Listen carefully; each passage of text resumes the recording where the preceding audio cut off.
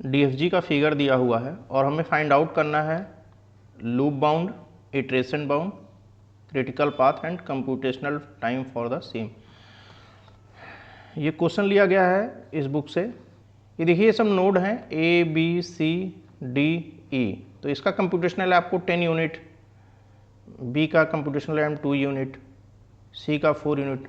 तो नोड मतलब ये है, मान लीजिए यहाँ आपका इसके इनसाइड कोई सर्किट लगी हुई है जैसे एडर, समर, मल्टीप्लायर, और A से B जा रहे हैं तो इस पे कहीं कहीं देखिए DD लिखा होगा, जैसे C से D पे D लिखा हुआ है, तो यहाँ से यहाँ हमारा ये डिले यूनिट है, मतलब मान लीजिए रेजिस्टेंस लगा है तो उसका डिले यूनिट D लिख दिया जाता है। इस तरह से रिप्रेजेंटेशन है। तो हमें फर्स्ट लूप बाउंड करना है। लूप बाउंड होता है, पहले हमें लूप फाउंड करना है तो लूप कंप्यूटेशनल टाइम, उस लूप का कंप्यूटेशनल टाइम डिवाइडेड बाई उस लूप में टोटल कितने डिले एलिमेंट है, नंबर ऑफ डिले। तो अब हमें देखिए लूप फाइंड आउट करना है। तो इस फिगर में पहला लूप ABDA,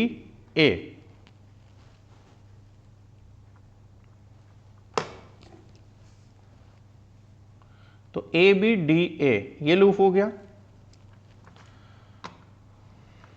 तो इसका कंप्यूटेशनल टाइम आपका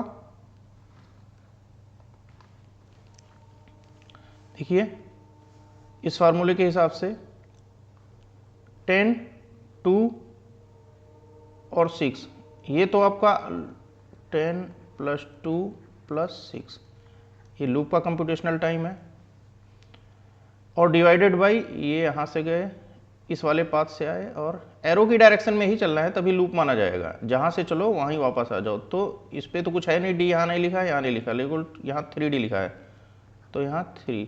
तो पहले लूप का 10, 2, 12, 6, 18/3, इसका आ गया 6। तो इस तरह से इस लूप का 6 आ गया।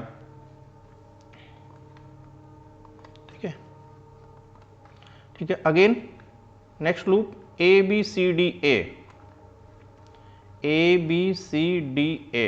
10, 2, 12, 4, 16, 6, 22 डिवाइडेड बाई कितना रहेगा, इसमें देखिए कोई D नहीं लिखा है, डिले यूनिट 0 है, इसमें 0 है, इसमें 1 और 3, 3 1 4, तो 22/4 5.5। तो ये लूप हम लोग मूव कर गए। नेक्स्ट बचा, नेक्स्ट अभी है AECDA, 10, 8, 18, 18 + 4 22, 22 + 6 28। डिले यूनिट कितनी है देखिए 3 और D, तो आपका 28/4। ठीक है, तो 3 और 1, बस हम यही यहाँ 1 लेके चलेंगे, तो 3 + 1 4। D केवल इंडिकेशन है कि डिले यूनिट है, तो यहाँ आ गया 7। और नेक्स्ट लूप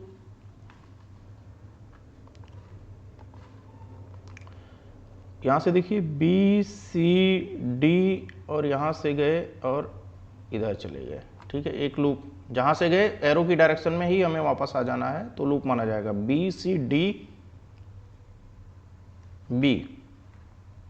BCDB।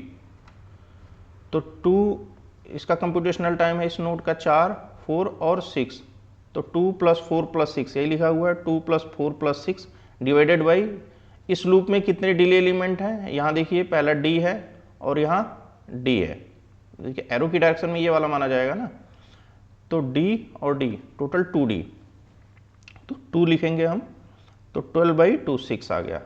एक लूप और आपको जनरली मिस हो जाता है इस क्वेश्चन में, इस क्वेश्चन का यही खास बात है, ये वाला लूप आप देखिए, ये वाला लूप यहाँ से गए, ये यहाँ से वापस आ गए, ये वाला लूप।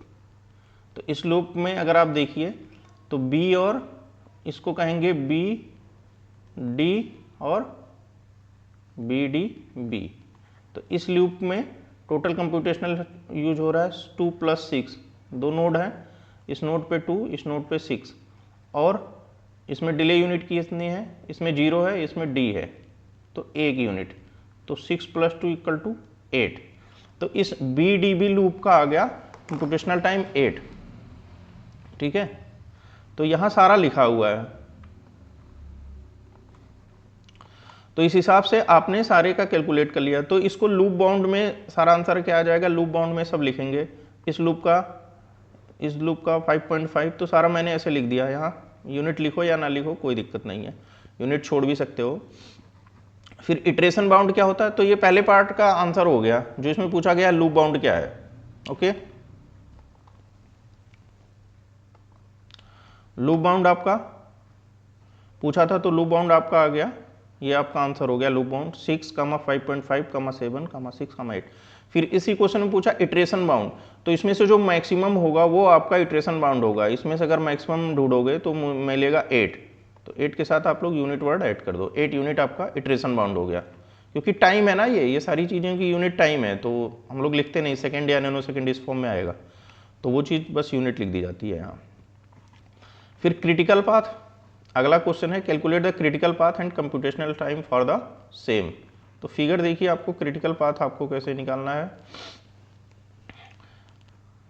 क्रिटिकल पाथ ये देखिए, ऐसा पाथ जिसमें डिले यूनिट ना हो, तो एक पाथ ये हो गया, तो इसका कंप्यूटेशनल टाइम 10 + 8 + c। इसमें देखिए इस पाथ में डी नहीं लिखा हुआ, कहीं डिले यूनिट नहीं है, तो वही क्रिटिकल पाथ होगा जिसमें डिले यूनिट ना हो और उसका कंप्यूटेशनल टाइम सबसे ज़्यादा हो। तो एक पाथ ये हो गया, दूसरा पाथ ऐसे ऐसे ऐसे ऐसे ऐसे हो गया, ठीक है। तो अभी 10 + 8 + 4, तो 10 + 8 + 4 कितना आ गया, 10 + 8 + 4, इसका कंप्यूटेशनल टाइम 10 + 8 18 22। दूसरा इस वाले लूप का 10 2 12 10 2 12 + 4 16। तो ये वाला ज़्यादा है ना, ए से गए बी पर, बी से गए डी पर, तो इस वाले पाथ के लिए भी ए बी डी 18, बट जो ज़्यादा वाला है वही लेते हैं, ठीक है, समझ गए। क्रिटिकल पाथ हो गया ए ई सी, क्योंकि उसका कंप्यूटेशनल टाइम सबसे ज़्यादा हो गया। इस तरह से ये क्वेश्चन यहाँ कंप्लीट हो रहा है।